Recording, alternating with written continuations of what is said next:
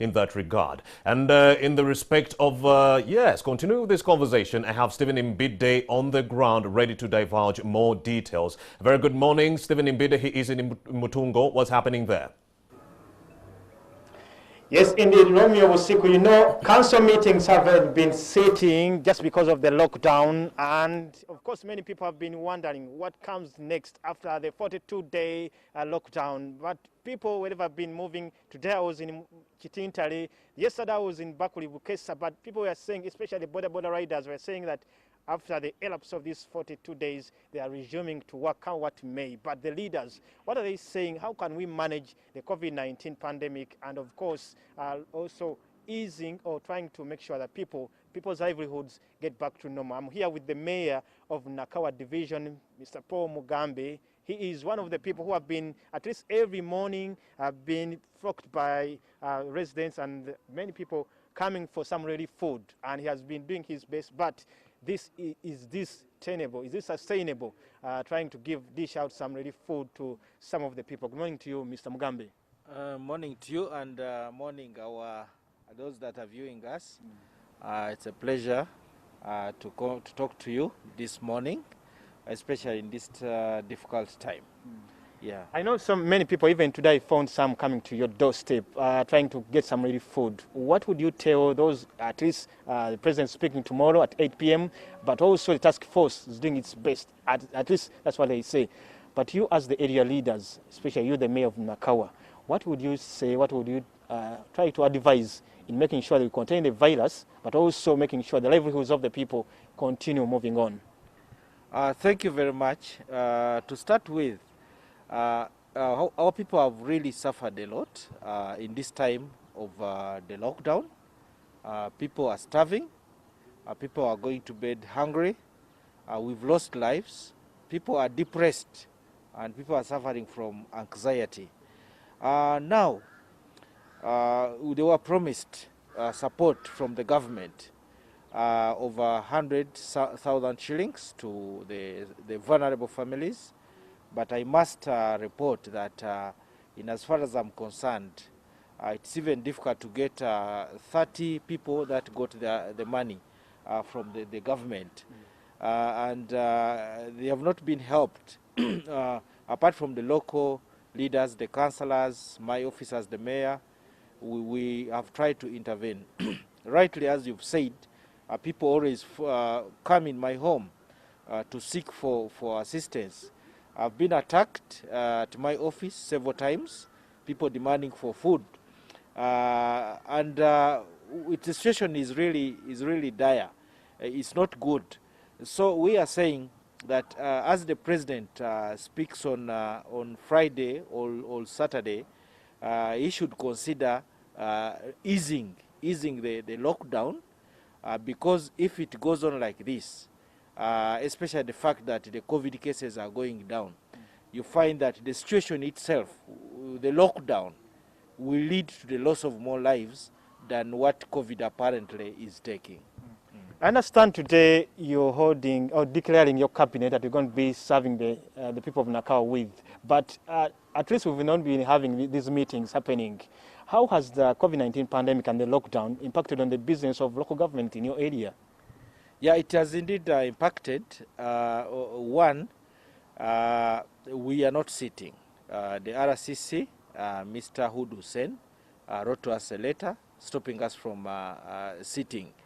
That means we've not been sitting and deliberating on critical issues that would help our people, that would move Nakawa forward. It has not happened.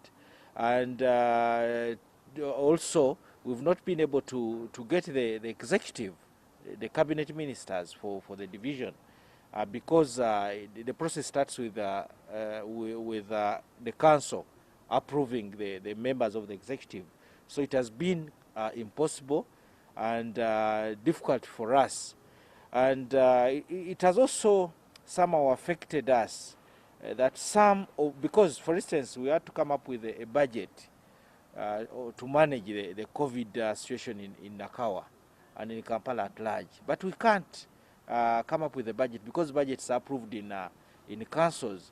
So we've been affected. But it's good, though late, that today the Minister of Kampala, Madam Honorable Minsa, cleared us, and we are going to have our maiden council today, and we are going to have the executive, all cabinet ministers approved, and I think the situation will get better.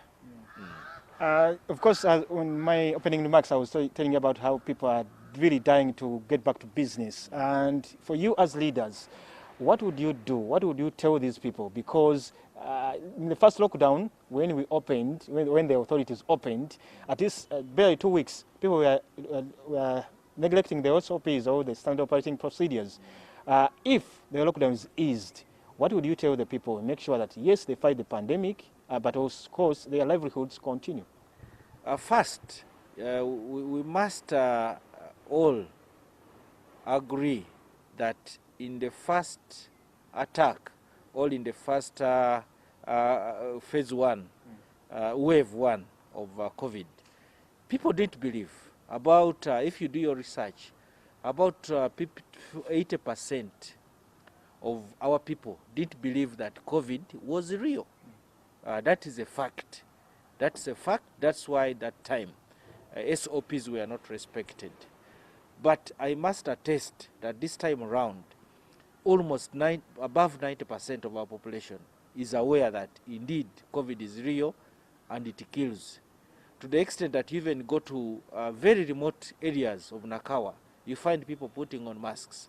You find people observing SOPs. So I think what happened in the first wave, when the lockdown was was removed, it will not happen again. People are more careful and people are more cautious this time around. Then again, you find that COVID is still here for some time. It will not end in a few months. So we have to learn to live with it. Hospitals have learned more how to manage it. Even private hospitals have learned how to manage it.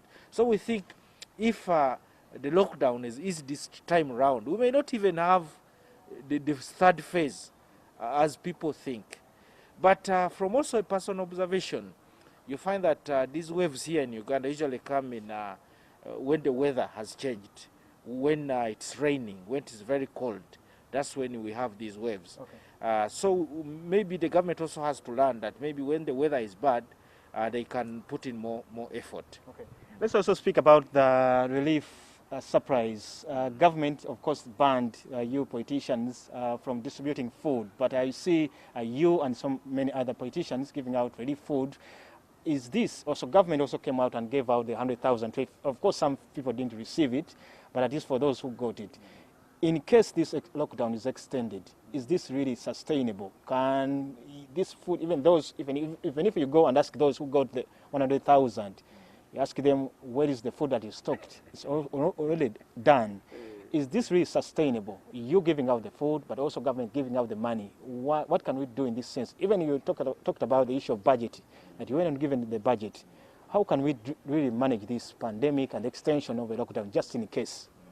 Thank you very much. For starters, the government, banned us from giving food relief to the people. But the government has no audacity to say that because it has failed on its part.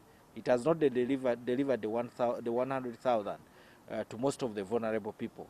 But they are starving and dying, and we are their leaders. We can't leave them to die.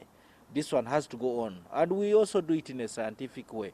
We get leaders of these people to whom we give the food, who later on distribute these food items to the different households. So I believe this one has to go on. Then in case the lockdown is extended, first of all, in this lockdown, the government has already failed to fulfill its part.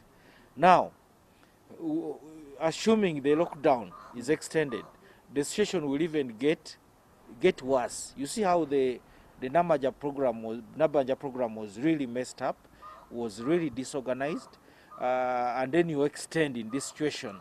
We think it is not really, it will not be a good idea. Even if money reached the beneficiaries, all the vulnerable people. That one is also unsustainable.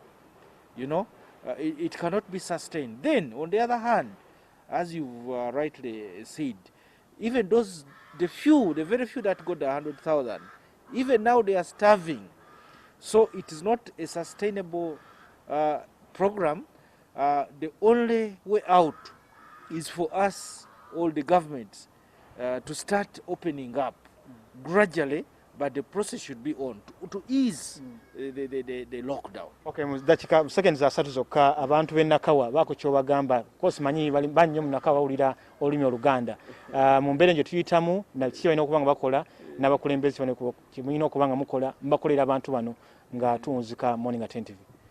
Neeyaziza nnyo abantu bange abo abantu baffe ab'e Nakawa bannange manyi akaseera ke tulimu era mwenna ke mulimu si kangu.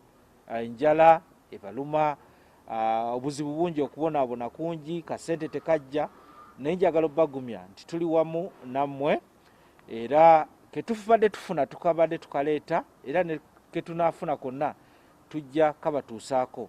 Ate era temugwamu ssuubi kubanga ffe tusitudde eddoboozi ery'amaanyi nga tugamba gavumenti nti omuggalo guno eguddirize kubanga we tutuuse n'obulwadde bukendedde ekisinga okutta abantu kati ate gwe muggalo gwennyini. Okay. Webale nnyo Mr. Paul Mugambe, the Mayor of Nakawa Division, and of course this is Morning at NTV. Stephen Imbido Mfefesi Wechuga.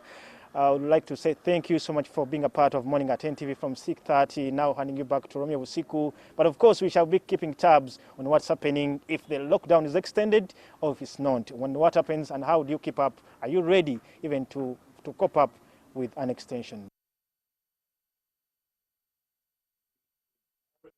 Interactive. Let's do this again tomorrow, same time, 6:30 a.m. all the way to 9 a.m. But you should be cognizant of the fact that COVID-19 is still here. To the Kings, celebrating their birthdays on this day, please go out and enjoy. But